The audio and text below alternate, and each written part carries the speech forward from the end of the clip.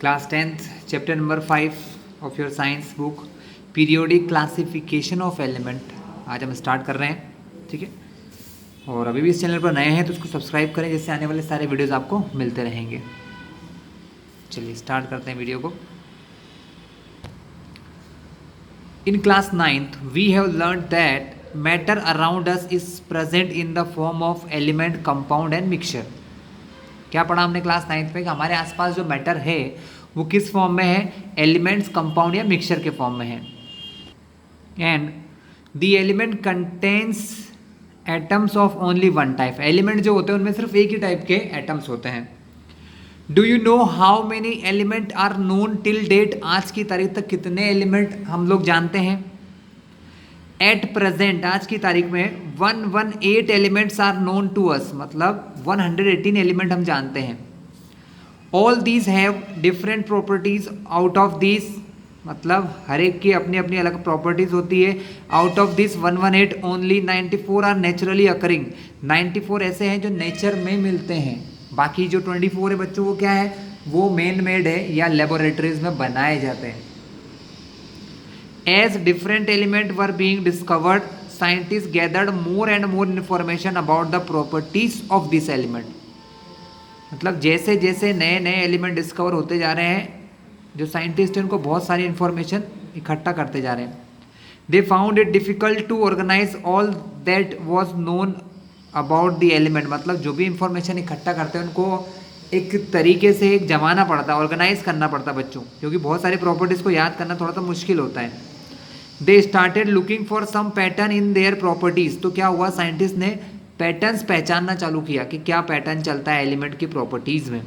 On the basis of which they could study such a large number of element with ease. मतलब इस pattern की वजह से वो बहुत सारे एलिमेंट को क्या कर सकते हैं? पढ़ सकते हैं। Making order out of chaos, early attempt at the classification of element. तो शुरुआत में सबसे पहले एलिमेंट को क्लासीफाई करना स्टार्ट हुआ था, तो क्या किया था बच्चों वो देखेंगे। We have been learning how various things और living beings can be classified on the basis of their properties. मतलब कि जो अलग अलग चीज़ें हैं या लिविंग बीइंग भी है, इंसान है, जानवर है, पेड़ पौधे, उन सभी को उनकी प्रॉपर्टीज़ के हिसाब से क्लासीफाई किया जाता है। किसके हिसाब से क्लासीफाई किया जाता है? प्रॉपर्टीज़ के अकॉर्डिंग किया जाता है। Even in other situation we have come across instances of organisation based on some properties. For example in a shop soaps are kept together at one place. मतलब किसी दुकान पर जो साबुन होंगे, सोप होंगे, वो एक जगह रखे होंगे। While biscuits are kept together elsewhere, और बिस्किट्स जो होंगे वो कहीं और रखे होंगे। Even among soap, bathing soaps are stacked separately from washing soaps. मतलब नहाने के जो साबुन होते हैं, बाथिंग सोप, वो वॉशिंग सोप से अलग रखे जाते हैं। Similarly scientist made several attempt to classify each element according to their property and obtain an orderly arranged out of chaos. मतलब क्या किया उन्होंने? प्रॉपर्टीज डिस्कस करके कुछ अरेंजमेंट बनाना स्टार्ट किए थे। The earliest attempt to classify the element resulted in grouping the known element as metal and non metal. सबसे पहले मेटल और नॉन मेटल के हिसाब से क्लासीफाई किया गया था। लेटर फर्दर क्लासिफिकेशन वर ट्राइड, और बाद में और क्लासिफिकेशन हुआ। तो बच्चों सबसे पहले हम बात करेंगे डोबरनियर्स ट्राइड के बारे में। ये सबसे पहला क्लासिफिकेशन था। In the year 1817 Johan Wolfgang Dobereiner, a German chemist, tried to arrange the element with similar properties into groups। मतलब उन्होंने एक जैसी प्रॉपर्टी की चीज़ों को एक ग्रुप में अरेंज करना चालू किया, जिनकी प्रॉपर्टी या गुण, प्रॉपर्टी मतलब उनके गुण होते हैं बच्चों। जैसे वो रिएक्शन किससे करते हैं, किस टाइप के ऑक्साइड बनाते हैं, है ना, किस टाइप के सॉल्ट बनाते हैं, ये प्रॉपर्टीज़ होती हैं, है ना। ऑक्सीजन से रिएक्शन करते हैं नहीं करते हैं, वाटर से करते हैं नहीं करते हैं, इस टाइप की चीज़ें होती हैं इसमें। He identified some groups having 3 element each, so he called these groups triad. उन्होंने क्या करा? 3 के ग्रुप में जमाए बच्चों। उन्होंने एलिमेंट को कितने में बनाए? 3 एलिमेंट को साथ साथ जमा कर देखा, इसलिए उन्होंने इन ग्रुप्स को नाम दिया ट्राइड्स। ट्राई यानी होता 3। Dobernier showed that when the three element in a triad were written in order of increasing atomic masses, मतलब जब हम एलिमेंट को अरेंज करें इंक्रीजिंग एटॉमिक मास के हिसाब से, ये एक इम्पोर्टेंट बच्चों ध्यान रखिएगा, आपको 1 मार्क क्वेश्चन में आता है कि क्या लॉ था, क्या लॉ था, वो लोग कैसे जमाते थे, तो वो अरेंज करते थे एलिमेंट को इंक्रीजिंग एटॉमिक मासेस में, उनके एटॉमिक मास के बढ़ते हुए क्रम में जमाते थे। जिस एलिमेंट का एटॉमिक मास कम हो उसको पहले, उससे ज़्यादा वाला फिर बाद में, उसके ज़्यादा वाला फिर बाद में। ठीक है, अभी एग्जांपल के साथ समझाऊंगा, जैसे कि लिथियम, सोडियम और पोटेशियम। सबसे कम मास लिथियम का होता है 6.9, फिर सोडियम का होता है 23.0, फिर पोटेशियम का होता है 39.0। तो अगर वो इन तीनों को ऑर्डर में जमाते हैं, एक लाइन से जमाते हैं लिथियम, सोडियम, पोटेशियम को, तो the atomic mass of the middle element, इनके हिसाब से, सर दोबरनियर के हिसाब से, अगर 3 एलिमेंट ऐसे हैं जिनकी प्रॉपर्टी अगर एक जैसी है, सिमिलर है, तो जो मिडिल एलिमेंट है उसका, जो मिडिल एलिमेंट का मास है वो इन दोनों एलिमेंट के एवरेज मास के बराबर होता है। यानी दोनों एलिमेंट का अगर मास का एवरेज कर लिया जाए तो इसके बराबर होता है। Let me explain you in the copy. तो देखिए बच्चों, मैं आपको एग्जांपल समझाता हूँ। इन्होंने क्या बोला, इन्होंने बोला अगर जैसे मैं 3 एलिमेंट को लाइन वाइज जमाता हूँ, जैसे मैंने यहाँ पर एग्जांपल लिया लिथियम का जिसका एटॉमिक मास है 6.9, सोडियम का जिसका एटॉमिक मास है 23 एंड पोटेशियम जिसका एटॉमिक मास है 39। अगर हम इन तीनों को लाइन से जमाएं तो देखते हैं कि पहले और लास्ट वाले का एवरेज, एवरेज मतलब क्या होता है बच्चों, इन दोनों को प्लस करके 2 से डिवाइड करना, वो इन दोनों का एवरेज होगा। अगर मुझे इन दोनों का एवरेज निकालना है तो मैं 6.9 और 39 को प्लस करूँगा, दैट विल बी 45.9 अपॉन 2, है ना। इन दोनों को प्लस करके 2 से डिवाइड करते हैं तो वो इन दोनों के मास का क्या होता है बच्चों, एवरेज होता है। तो ये लगभग आएगा 22.9 के, जो कि 23 के लगभग बराबर है, ठीक है ना, बराबर 22.9 23 बराबर है।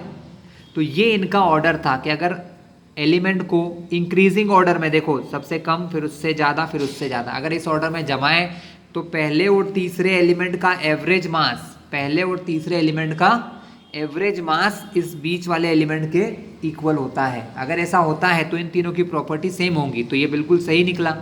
ये तीनों कैसे हैं बच्चों, एल्कली मेटल्स हैं। कैसे मेटल हैं, एल्कली मेटल्स हैं, ग्रुप नंबर 1 में आते हैं। इनकी प्रॉपर्टी बहुत सारी एक जैसी होती हैं, ठीक है। तो ये उनका ट्रायड था। ट्रायड ने क्या बोला, मैं एक बार फिर से आपको डेफिनेशन समझा दूं। ट्रायड की डेफिनेशन क्या है, 1 मार्क 2 मार्क्स में आ जाता है कभी कभी। दोबरनियर ट्रायड की डेफिनेशन बताइए, या व्हाट इज दोबरनियर ट्रायड, तो आप क्या बोलोगे, if we arrange 3 element in the order of increasing atomic masses, अगर हम 3 एलिमेंट ऐसे लें जिनका एटॉमिक मास को अगर ऑर्डर में लिया जाए, कैसे लिया जाए, इंक्रीजिंग ऑर्डर में लें, तो the atomic mass of middle element, बीच वाले एलिमेंट का जो एटॉमिक मास है, रफली the average of atomic masses of other 2, तो बचे हुए तो 2 एलिमेंट हैं फर्स्ट और लास्ट, उन दोनों के एवरेज मास के बराबर होता है। एवरेज मास कैसे निकालते हैं अभी सिखाया था, फर्स्ट और लास्ट को प्लस करके 2 से डिवाइड कर दो, ठीक है। ये इतना पार्ट तो मैं समझा ही चुका हूँ आपको, ये वाला फॉर एग्जाम्पल से आने वाला। गिवन बिलो टेबल पॉइंट 51 में आपको कुछ और एग्जाम्पल दिए बच्चों, देख लेते हैं हम लोग किस किस का दिया है। ये एक तो दे दिया हमको, ये हमारा है नाइट्रोजन, फॉस्फोरस, आर्सेनिक। नाइट्रोजन का मास 14, फॉस्फोरस का 31, आर्सेनिक 74.9। देखते हैं ये सही है कि नहीं है, चेक करें। चलिए चेक करते हैं, लिखते हैं अपन लोग मासेस लिखते हैं। कितना दिया है, नाइट्रोजन का 14, फॉस्फोरस 31, आर्सेनिक 74.9। क्या बोलते हैं वो, उनका कहना ये है कि पहले और लास्ट वाले का एवरेज निकालो। एवरेज मतलब दोनों को प्लस करके 2 से डिवाइड कर दें तो क्या होता है ना।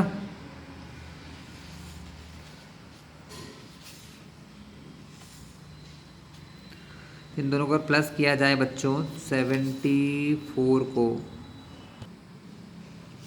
तो क्लास अगर रफली एवरेज निकाला जाए तो इनका एवरेज तो अराउंड 45 होता है। कितना होता है एवरेज, अराउंड 45 होता, बट इसका एवरेज 30 में, लेकिन इनकी प्रॉपर्टी लगभग मिलती जुलती है। तो इसी वजह से लॉ ज़्यादा चला भी नहीं, कि कुछ गलतियाँ थी, कुछ हद तक सही था, है ना। जैसा भी इसको देखा जाए तो ये बिल्कुल सही नहीं है, लेकिन ये डोबर्नियर का थ्राइड था। देखो आप ध्यान से, अगर मैं इन दोनों का एवरेज निकालूँ तो 45 के अराउंड आएगा, 74.9 है, और 14 प्लस करूँगा तो 88.9 आएगा, जो कि होता है 44.9 समथिंग, और इसका मिडिल वाले का तो 31 है। तो किस एंगल से इक्वल हो गए बच्चों? नहीं है इक्वल, ठीक है। लेकिन फिर भी ये डोबर्नियर थ्राइड है, इन कुछ गलतियों की वजह से भी ये डोबर्नियर थ्राइड को हटा दिया गया। यहाँ पर कुछ डोबर्नियर थ्राइड हमको दिए गए हैं, कैल्शियम, स्ट्रोंटियम, बेरियम, ये भी डोबर्नियर थ्राइड था, उन्होंने बोला। वैसे ये सही है ना, ये थ्राइड होते हैं, लेकिन ये जो उन्होंने बोला था उसके हिसाब से तो नहीं है। क्लोरीन, ब्रोमीन, आयोडीन तो कन्फर्म्ड ही है, होता ही है बच्चों। तो ये कुछ थ्राइड उन्होंने बनाए थे, लेकिन ये जो इनका क्लासिफिकेशन था ज़्यादा दिन नहीं चल पाया। You will find that group B and C form Dobernier triad.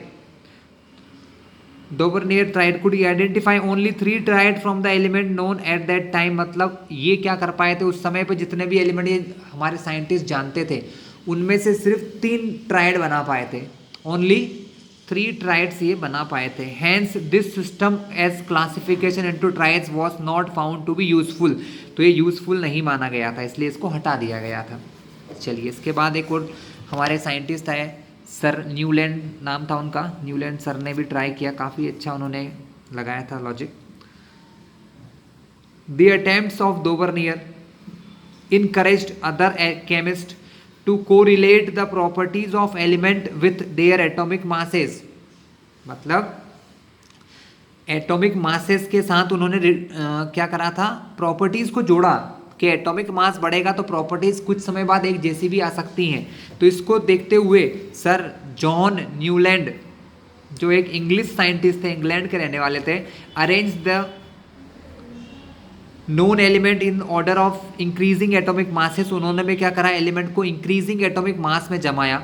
He started with the element having the lowest atomic mass hydrogen and ended at thorium which was the 56th element, जो उस समय पर 56 number पे था, ठीक है।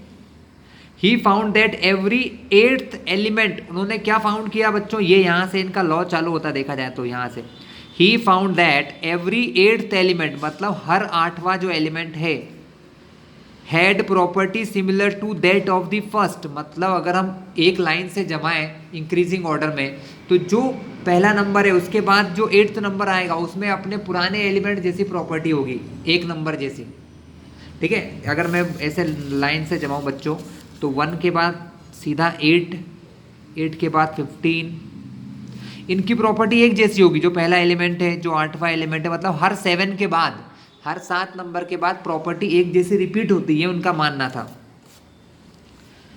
ठीक है। He compared this to the octave found in music. उन्होंने ये कहाँ फाउंड किया, म्यूजिक में। म्यूजिक में जैसे 8 सुर होते ना बच्चों, सा रे गा मा पा, इस टाइप से, उस टाइप से इन्होंने भी सोचा कि हर 8वां एलिमेंट जो है वो पहले एलिमेंट के जैसी प्रॉपर्टी वाला होगा। हर 8वां एलिमेंट अपने पहले एलिमेंट की प्रॉपर्टी वाला होगा। हर 7 के बाद क्या होगा, एक नया एलिमेंट आएगा। हर 7 के बाद जो एलिमेंट आएगा उसकी प्रॉपर्टी अपने पुराने एलिमेंट जैसी ही होगी। इसको कहा जाता है लॉ ऑफ ऑक्टेव। क्या कहते हैं बच्चों, लॉ ऑफ ऑक्टेव, क्योंकि इसमें हर 8वां नंबर अपनी प्रॉपर्टी एक जैसी ला रहा है ना, हर 8th नंबर अपनी प्रॉपर्टी एक जैसी ला रहा है, इसलिए इसको क्या कहते हैं, लॉ ऑफ ऑक्टेव कहते हैं। In Newlands octave the property of lithium and sodium were found to be the same. Sodium is the 8th element after lithium. Similarly, beryllium and magnesium resemble each other. और beryllium और magnesium नाम के element जो है उनकी property भी एक जैसी होती थी। A part of original form of Newland octave is given 5.3, जो उन्होंने बनाया था उसका एक हिस्सा यहाँ पर दिया है बुक में बच्चों, देखते हैं जरा, है ना। सा रे गा मा पा धा नी, और फिर से क्या आ जाता है, सा। हमारे म्यूजिक में ऐसे होता है ना, सा रे गा मा पा धा नी, और फिर से सा आ जाता है, वैसे ही यहाँ पर। तो देखिए, hydrogen, lithium, beryllium, boron, carbon, nitrogen, oxygen, फिर फ्लोरीन, क्लोरीन, इनकी एक लाइन मिली, मतलब इनकी प्रॉपर्टी एक जैसी होगी। Lithium, sodium, potassium, copper, rubidium, इनकी प्रॉपर्टी एक जैसी होगी। बेरिलियम, मैग्नीशियम, कैल्शियम, जिंक, इनकी प्रॉपर्टी एक जैसी होगी। ठीक है, इनकी प्रॉपर्टी, इन सबकी प्रॉपर्टी एक जैसी होगी। उनका मानना ये था कि हर जो 8 एलिमेंट आता है, जैसे यहाँ से चालू किया 1 2 3 4 5 6 7 8, तो इसकी प्रॉपर्टी इनके जैसी होगी। अगर यहाँ से चालू करूँ तो 1 2 3 4 5 6 7 8, इस 1 के बाद 8 ही आया, तो इसकी प्रॉपर्टी एक जैसी होगी। इन सबकी प्रॉपर्टी एक जैसी होगी। हर 8वें नंबर की प्रॉपर्टी अपने से पहले वाले नंबर की जैसी होती है। अगर यहाँ से चालू करूँ मैं, मान लो तो 1 2 3 4 5 6 7 8, इसकी प्रॉपर्टी इसकी जैसी होगी, इसलिए इनको एक एक कॉलम में रख लिया गया बच्चों।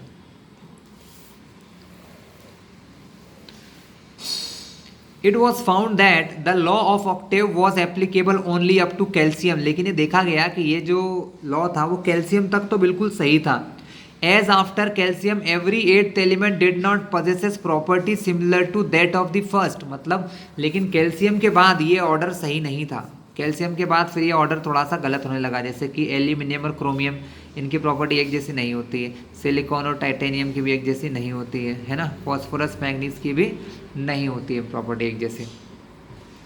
Clear class? तो ये फिर हटा दिया गया, सिर्फ यहाँ तक ये सही था, जैसे कि ये 3 तक ठीक है, ये तीनों भी ठीक है, ये भी ठीक है, लेकिन यहाँ पर ये 2 ही ठीक है, तीसरा ठीक नहीं है। यहाँ पर 2 ठीक है, तीसरा गलत है। यहाँ पर भी 2 सही है, ये रॉन्ग है। ये 2 ठीक है, ये रॉन्ग है। Clear class? इसलिए इसको भी बाद में हटा दिया गया, इस लॉ को भी भुला दिया गया। It was assumed by Newland that only 56 elements exist in nature and no more element would be discovered in the future. उन्होंने क्या मान लिया कि आज के बाद कोई एलिमेंट डिस्कवर होगा ही नहीं फ्यूचर में। But later on several new element were discover, धीरे धीरे और भी एलिमेंट बाद में डिस्कवर हुए। Whose property did not fit into the law of octave, जिनकी प्रॉपर्टी लॉ ऑफ ऑक्टेव्स में फिट नहीं बैठती थी। In order to fit element into his table, Newland adjusted 2 element in the same slot. उन्होंने 2 element को एक ही slot में रख दिया, but also put some unlike element under the same note, और कुछ unlike यानी गलत एलिमेंट को भी एक ही जगह डाल दिया था। Can you find example of these from table 5.3? क्या आप बता सकते हो टेबल 5.3 से ऐसा क्या हो सकता है? तो ध्यान से देखिए बच्चों, जैसे कि डबल डबल तो इन्होंने ये डाल दिए, कॉपर और कोबाल्ट और निकल, है ना, सेलेनियम और लेंथेनियम डाल दिए, है ना, लेकिन गलती से क्या डाला, जैसे क्रोमियम और हीट्रियम है, ये इन दोनों की प्रॉपर्टी वाले नहीं है।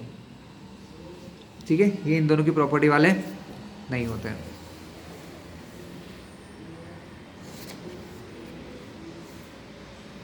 Note that cobalt and nickel are in the same slot and these are placed in same column as fluorine, और वो फ्लोरीन के नीचे रखे हुए हैं। Chlorine and bromine which have very different property than those of element, मतलब cobalt और nickel से देखा जाए तो फ्लोरीन और क्लोरीन की अलग प्रॉपर्टी होती है। फ्लोरीन और क्लोरीन गैसेस होती है, जबकि ये दोनों क्या है बच्चों, सॉलिड है और मेटल्स हैं। Iron which resemble cobalt and निकल, आयरन जो होता है बच्चों, ये देखिए यहाँ पर जो ये आयरन है Fe, आयरन जो है इसकी प्रॉपर्टी इन दोनों से मिलती है, कॉपर निकल से, जो कि एक साथ नहीं है, ऑक्सीजन के साथ लिखा आयरन, जो कि बिल्कुल ही रॉन्ग है। कैसा है? बिल्कुल रॉन्ग है।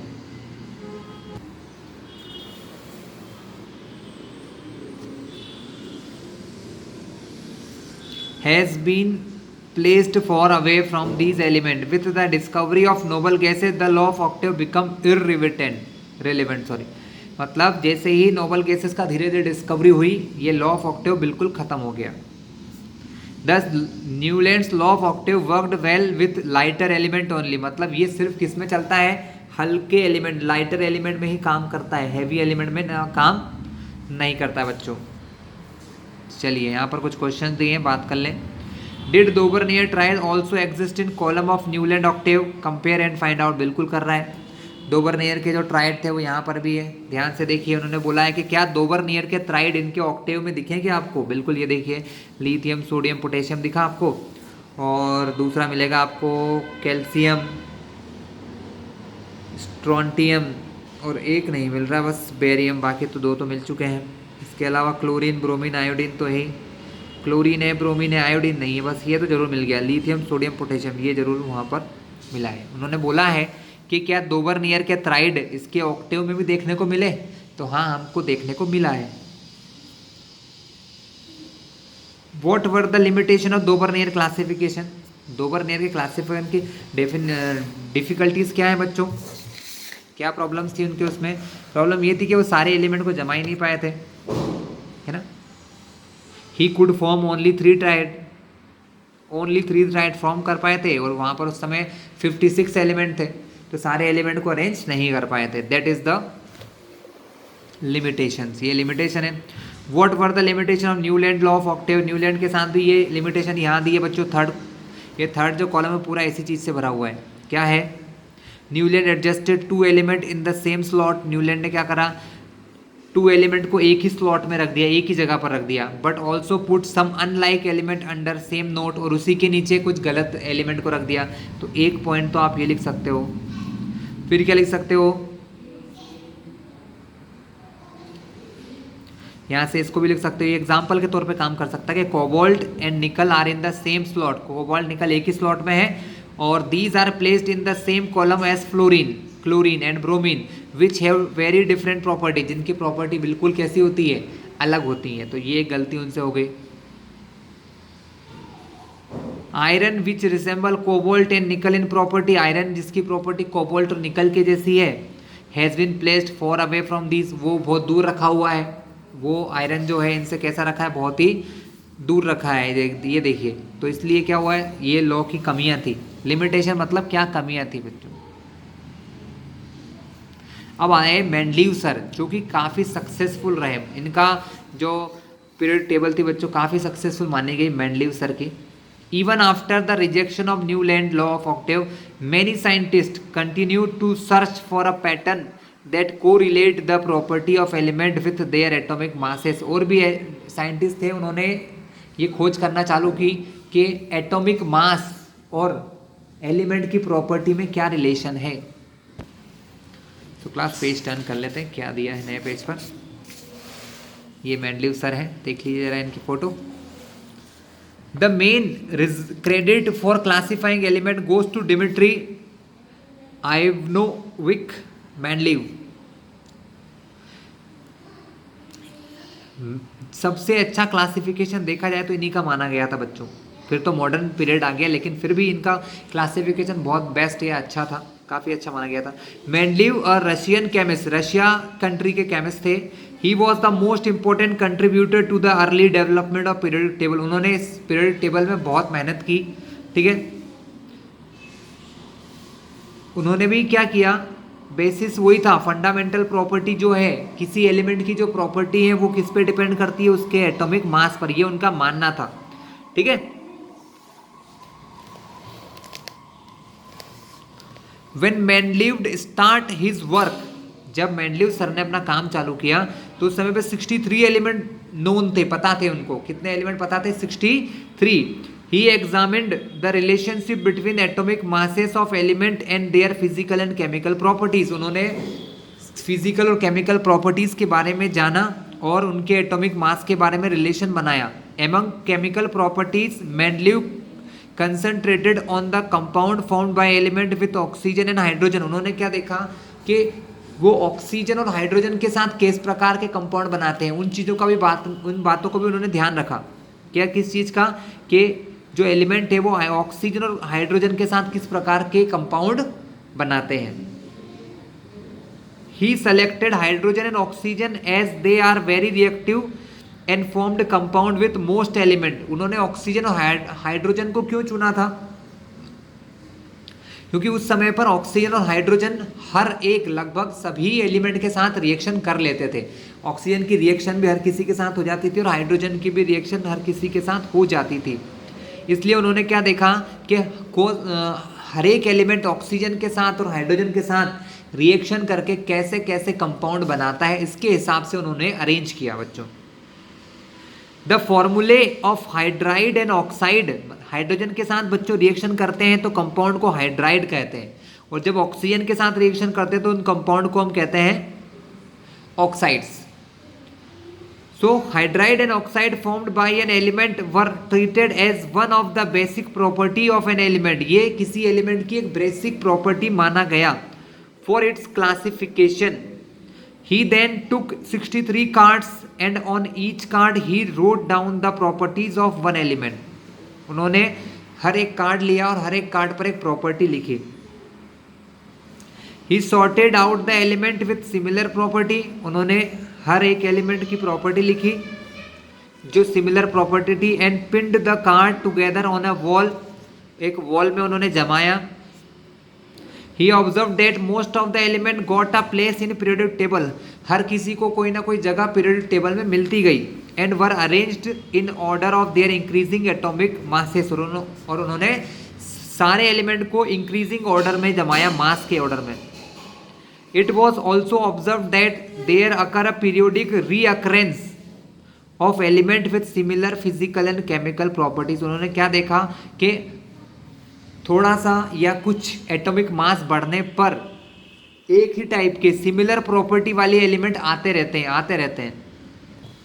मतलब अगर एटॉमिक मास बढ़ाते जाएं तो एक समय पे ऐसा होता है कि प्रॉपर्टी फिर से पुरानी जैसी आने लग जाती है। जैसे कि ऑक्टेव में हुआ था ना कि हर 8वें एलिमेंट के बाद प्रॉपर्टी एक जैसी आने लग जाए, वैसा ही इन्होंने भी देखा कि कुछ फिक्स्ड समय नहीं कह सकते, फिक्स्ड मास के बाद प्रॉपर्टी एक जैसी आने लग जाती है। On the basis of Mendeleev formulated a periodic law. उन्होंने एक पीरियोडिक लॉ बनाया। वो पीरियोडिक लॉ क्या कहता था? ये बच्चों में 1 मार्क या 2 मार्क्स का क्वेश्चन बन चुका है, यहाँ से मैं टिक कर रहा हूँ। इसको कहते हैं मेंडलीव पीरियोडिक लॉ। पूछा जाता है right Mendeleev periodic law. Mendeleev का पीरियोडिक लॉ आपसे पूछते हैं 1 मार्क या 2 मार्क में। तो ये क्या है? The properties of element. उन्होंने क्या कहा?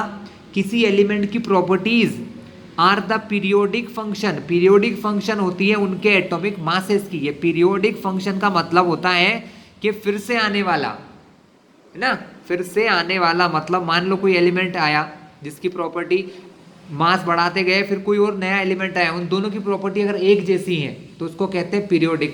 क्या कहते हैं? पीरियोडिक। जैसे कि यहाँ पर एक एग्जाम्पल समझाऊं मैं आपको। लिथियम सोडियम की प्रॉपर्टी एक जैसी है तो क्या कहते हैं कि एक पीरियड के बाद, जैसे हम यहाँ से पूरा राउंड करके आए, एक पीरियड के बाद थोड़ा सा मास बढ़ाते जाने पर एक फिक्स्ड पीरियड के बाद प्रॉपर्टी फिर से एक जैसी आने लग गई। ठीक है, ये लॉ बच्चों याद कर लीजिएगा, 1 या 2 मार्क में जरूर आएगा, ये तो गारंटीड है। ठीक है।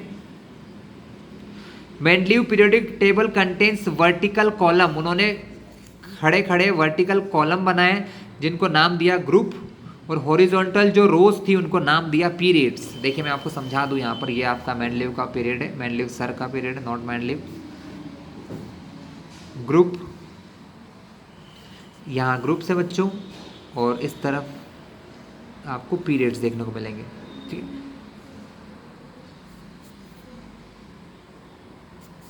क्लियर है? तो ग्रुप कौन कौन से हैं? First group, second group, third group, fourth group, 5, 6, 7, 8 group बनाए उन्होंने।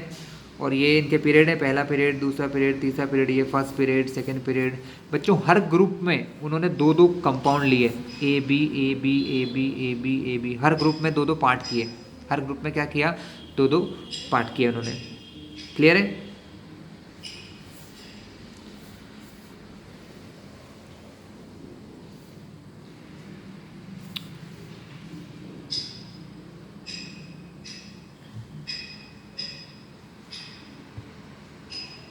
Mendeleev's periodic table was published in a German journal in 1872 in the formula for oxide and hydride at the top of column.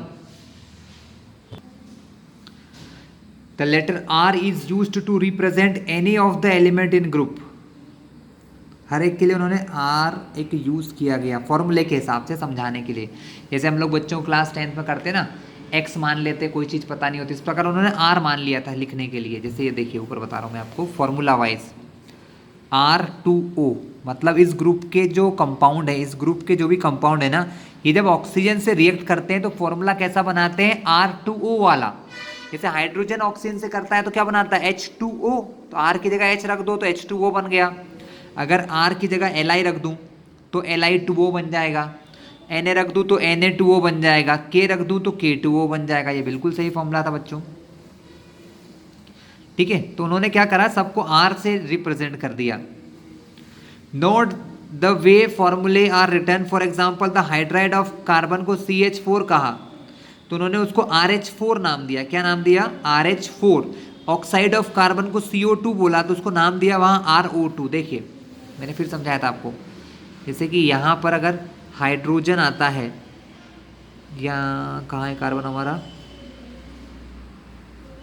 ये RO2 और RH4, तो देखो C जब मिलेगा तो CO2 बनाएगा और CH4 बनाएगा, सिलिकॉन मिलेगा तो SiO2 बनाएगा और SiO4 बनाएगा, जो बिल्कुल सही थे। चलिए आज इन सर के अचीवमेंट देख लेते हैं, मेंडलीव सर के क्या अचीवमेंट रहे हैं, इन्होंने कुछ अच्छा काम किया है।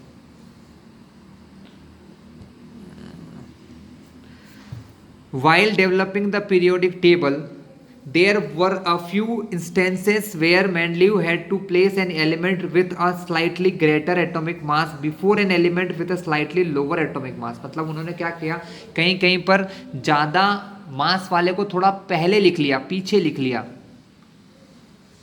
The sequence was inverted so that element with similar property could be grouped together. For example, cobalt जिसका एटॉमिक मास 58.9 होता है appeared before nickel जिसका एटॉमिक मास 58.7 होता है। ठीक है, उन्होंने ये भी किया अरेंज करने के लिए, ऐसा नहीं कि सिर्फ ऑर्डर में जमाते चले गए।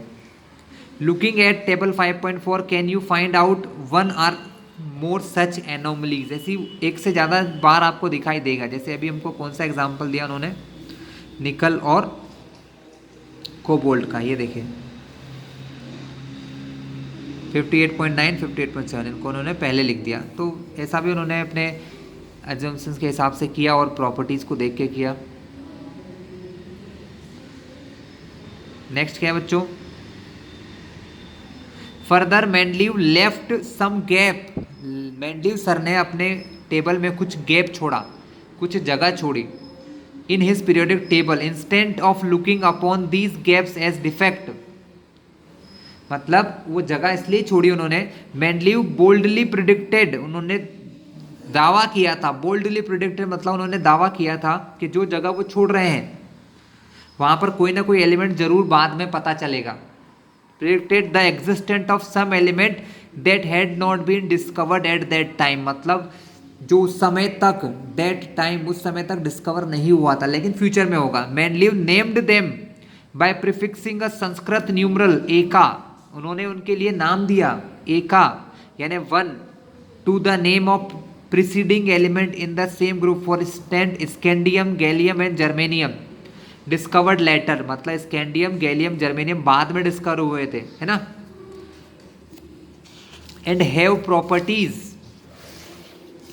और उनकी प्रॉपर्टीज जो बताई थी किन्होंने, जो प्रॉपर्टीज मेंडलीव सर ने बताई थी बिल्कुल वैसे ही पता चली बाद में, जैसे सिमिलर, एका बोरॉन, एका एल्यूमिनियम, एका सिलिकॉन। ये एका सिलिकॉन ये क्या है समझाता हूं मैं आपको। देखिए यहां बात किसके बारे में है बच्चों, देखिए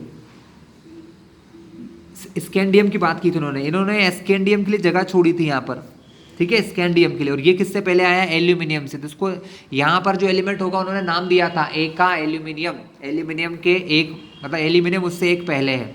उसी टाइप से गैलियम, ये जो है गैलियम, और इसके बाद जर्मेनियम, ये जर्मेनियम बच्चों ये सिलिकॉन से पहले आता है ना, तो इसको एका सिलिकॉन कहा गया। क्या कहा गया, एका सिलिकॉन, एका बोरॉन, एका गैलियम, ये चीज़ें इनको नाम दी गई। तो उन्होंने जो नाम दिए, नाम तो खैर उन्होंने ऐसे ही दे दिए थे, लेकिन उनकी जो प्रॉपर्टी बताई थी वो बिल्कुल सही निकली थी, मतलब उन्होंने भविष्य बताया था और जो बिल्कुल सही निकला था। ठीक है, this provided convincing evidence for both the correctness and usefulness of Mendeleev period table. इससे उनका बहुत नाम भी हुआ और इस टेबल को काफ़ी बच्चों क्या कह सकते हैं, बहुत महत्व दिया गया इस टेबल को। Further it was the extraordinary success of Mendeleev production that led chemists not only to accept his periodic table but also recognize him, जिनसे उनका बहुत नाम हुआ, सारे केमिस्ट ने उनकी इस टेबल को जाना भी।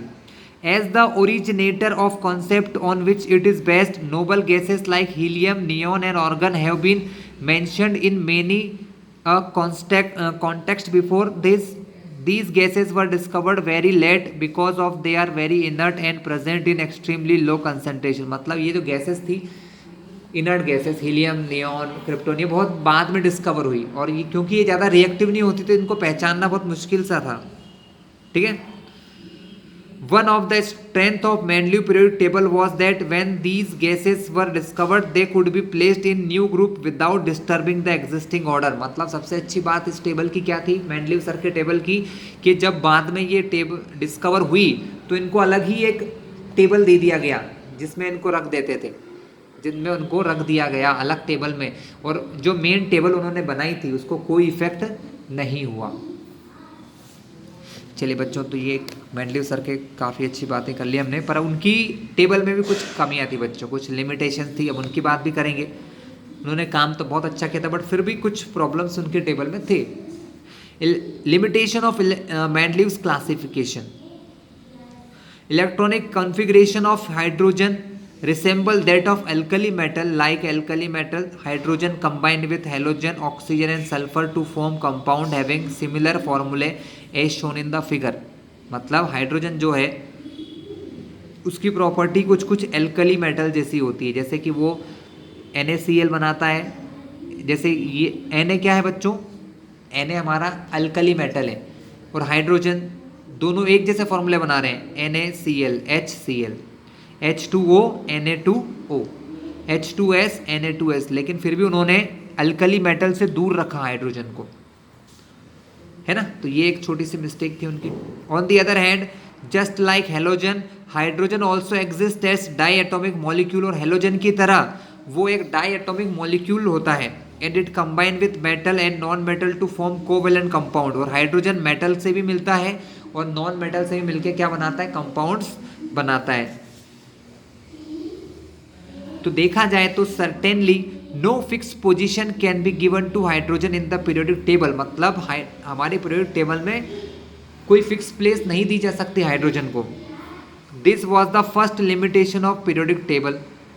He could not assign a correct position of hydrogen in his table. उनकी टेबल में हाइड्रोजन के लिए कोई फिक्स जगह वो नहीं बता पाए। Isotope were discovered long after Mendeleev has proposed his periodic classification of element. Let us recall this that isotopes of an element have similar chemical property but different atomic mass। बच्चों, isotope नाम की चीज़ क्या है? तो isotope का मतलब एक ही element के दो अलग अलग एटम। बच्चों, एक ही एलिमेंट के दो अलग अलग एटम हो सकते हैं। हमने क्लास 9th में एक थ्योरी पढ़ी थी कि सारे एटम एक जैसे होते हैं, लेकिन ये थ्योरी बाद में फेल हो गई क्योंकि हमने कुछ डिस्कवरीज करी और ये देखा गया कि एक ही एलिमेंट के, जैसे हाइड्रोजन की बात करो तो हाइड्रोजन के सारे एटम एक जैसे नहीं होते हैं, उनके एटम एक से ज़्यादा प्रकार के भी हो सकते हैं। इन चीज़ों को आइसोटोप्स कहा जाता है। क्या कहा जाता है? आइसोटोप्स कहते हैं बच्चों। तो जब आइसोटोप्स का डिस्कवरी हुई तब तो ये लॉ बिल्कुल फेल ही हो गया बच्चों बाद में, ठीक है, क्योंकि आइसोटोप के लिए इनके टेबल में कोई जगह नहीं थी। आइसोटोप्स के लिए कोई जगह इनके टेबल में नहीं थी। 10 isotopes of all element posed a challenge to Mendeleev periodic law. Isotope आने के बाद मेंडलीव का पीरियोडिक लॉ बिल्कुल ही फिनिश जैसा हो गया, मतलब अब उसमें प्रॉब्लम आने लगी। Another problem was that the atomic masses do not increase in regular manner. मतलब एटॉमिक मास एक रेगुलर नंबर में आगे नहीं बढ़ते हैं। In going from one element to the next, एक एलिमेंट से दूसरे एलिमेंट में जब जाते हैं, so it was not possible to predict how many element could be discovered between two element। तो ये बिल्कुल फिक्स नहीं था कि दो एलिमेंट के बीच में कितने नए एलिमेंट और आ सकते हैं, ठीक है। Specially when we consider the heavier element, और जब हम हैवी एलिमेंट की बात करें तो यहाँ पर थोड़ा सा मेंडलीव सर की टेबल रॉन्ग हो गई, लेकिन फिर भी उन्होंने बहुत अच्छा काम किया था बच्चों, ठीक है। कुछ क्वेश्चन है बच्चों, उनके बारे में बात करते हैं। Use Mendeleev periodic table to predict the formulae of oxide of के का ऑक्साइड कैसा होगा, K2O, C का CO2, Al का Al2O3, सिलिकॉन का SiO2, बेरियम का BaO। मैं आपको दिखा दूँ, सभी के दिखा देता हूँ, आप खुद ही देख लेंगे। देखिए K का फॉर्मूला कैसा होगा, R2O। R2O मतलब R की जगह K रख दो तो K का फॉर्मूला हो जाएगा K2O, क्योंकि फॉर्मूला ऊपर R की जगह K रखो, K2O हो जाएगा। फिर आया बेरियम का, बेरियम कहाँ है sir, barium is here. Barium जिस ग्रुप में है उस ग्रुप का फॉर्मूला ऑक्साइड का RO है, उस ग्रुप का फॉर्मूला क्या है, RO। तो बेरियम का ऑक्साइड क्या होगा, BaO। क्लियर हो आपको? एल्यूमिनियम देखते हैं कहाँ पर है, एल्यूमिनियम इज हियर। एल्यूमिनियम के ग्रुप का फॉर्मूला क्या है, R2O3 है। क्या है, R2O3, तो R की जगह Al, तो Al2O3 ये होता है फॉर्मूला एल्यूमिनियम के ऑक्साइड का। किसका होता है, एल्यूमिनियम के ऑक्साइड का। ठीक है, इसके अलावा और क्या बोला था उन्होंने, सिलिकॉन। सिलिकॉन वाले ग्रुप का होता है RO2, यानी कि सिलिकॉन का फॉर्मूला बनेगा SiO2। क्लियर है? और क्या पूछा बच्चों उन्होंने, कार्बन का। तो कार्बन वाले ग्रुप में वही है बच्चों RO2, तो कार्बन का भी बनेगा CO2। ये पांचों आंसर आप लिख सकते हो चाहो तो। क्लियर है? चलिए नेक्स्ट क्वेश्चन की तरफ मूव करते हैं। Beside gallium, which other element have been since been discovered that were left by Mendeleev in periodic table? कोई भी दो के नाम बताओ। तो बच्चों दो के नाम क्या है, गैलियम के अलावा दो नाम और हैं, स्कैंडियम और जर्मेनियम। स्कैंडियम और जर्मेनियम, इन दो के लिए भी जगह छोड़ी थी सर ने, मेंडलीव सर ने इन दोनों के लिए जगह छोड़ी थी, जो कि बाद में पता चल गए। What is next? What were the criteria used by Mendeleev in creating his periodic law? क्या क्राइटेरिया था? तो बच्चों उनका जो लॉ मैंने टिक करवाया था आपको, मेंडलीव सर का जो पीरियडिक लॉ टिक करवाया था, बस वही है आपका इसका आंसर होगा। सो क्लास ये जो मैंने पीरियडिक लॉ टिक करवाया यही उनका बेसिस था। क्या कि the property of element are the periodic function of their atomic masses. बस ये लिख देंगे आप तो आपको क्लियर हो जाएगा क्वेश्चन। थर्ड क्राइटेरिया ही पूछा उन्होंने, तो क्या क्राइटेरिया है, एटॉमिक मास को इंक्रीजिंग ऑर्डर में जमाओ तो उनकी जो केमिकल प्रॉपर्टी होती है वो उनका एलिमेंट का पीरियडिक फंक्शन होती है। Why do you think the noble gas are placed in separate group? अलग ग्रुप में क्यों करते हैं? क्योंकि वो नॉन रिएक्टिव होती है बच्चों। जो नोबल गैसेस होती हैं वो किसी से रिएक्शन नहीं करती, और जो रिएक्शन नहीं करेगा उसको एक अलग ही ग्रुप में हमको अरेंज करना पड़ेगा। क्लियर है क्लास? तो आज का वीडियो यहीं पर, नेक्स्ट वीडियो में मैं आपको मॉडर्न पीरियोडिक टेबल के बारे में एक्सप्लेन करूंगा। और अभी भी इस चैनल पर नए हो तो सब्सक्राइब करो बच्चों, जिससे सारी वीडियोस आपको मिलते रहेंगे।